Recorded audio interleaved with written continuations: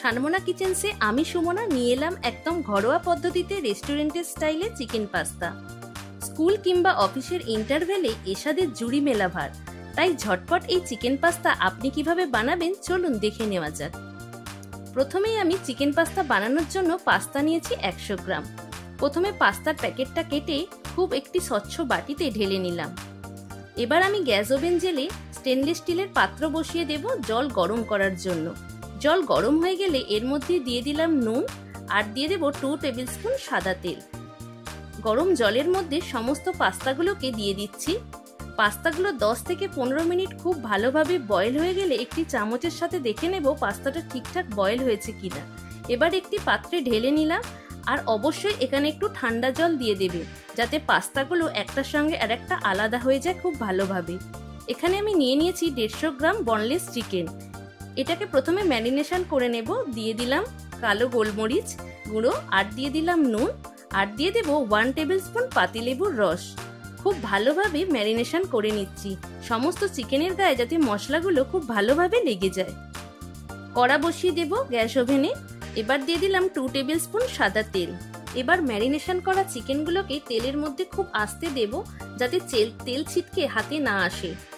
সমস্ত চিকেনগুলোকেই একসঙ্গে দিয়ে দেব। চিকেনগুলো দিয়ে দেওয়ার পর খুন্তি করে খুব ভালোভাবে নাড়াচাড়া করে একদম ফ্রাই করে নেব। 4 থেকে 5 মিনিট চিকেনগুলোকে ফ্রাই করে নিচ্ছি মিডিয়াম স্টিমেতে।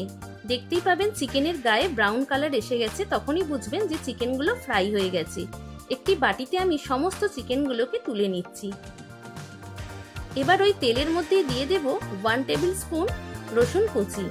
রসুনটা দিয়ে 2 থেকে 3 সেকেন্ড ভালোভাবে নাড়াচাড়া করে নিচ্ছি।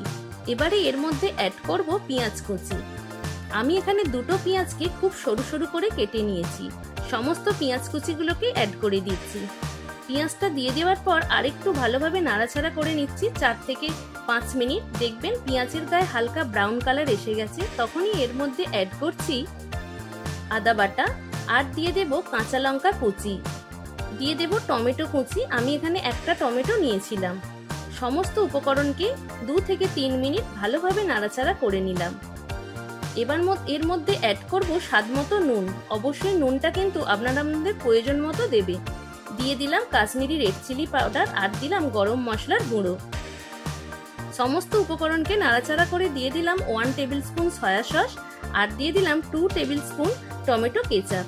সমস্ত উপকরণকে আবারও 2 থেকে 3 মিনিট খুব ভালোভাবে নাড়াচাড়া করে নিলাম। দিয়ে দিচ্ছি ফ্রাই করা চিকেনগুলোকে।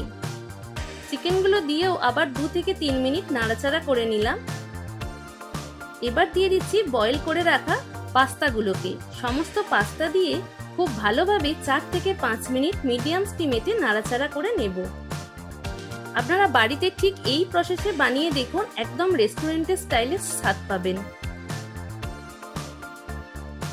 নাড়াচাড়া করে নেওয়ার পর গরম গরম চিকেন পাস্তা পরিবেশন করব। আমার তৈরি হয়ে গেল চিকেন পাস্তা। এই ধরনের আরও রেসিপি দেখতে ও জানতে আগ্রহী থাকলে এক্ষুনি আমার চ্যানেল সাবস্ক্রাইব করুন আর পাশে থাকা বেল আইকনটি প্রেস করে অবশ্যই আমার সঙ্গে থাকুন।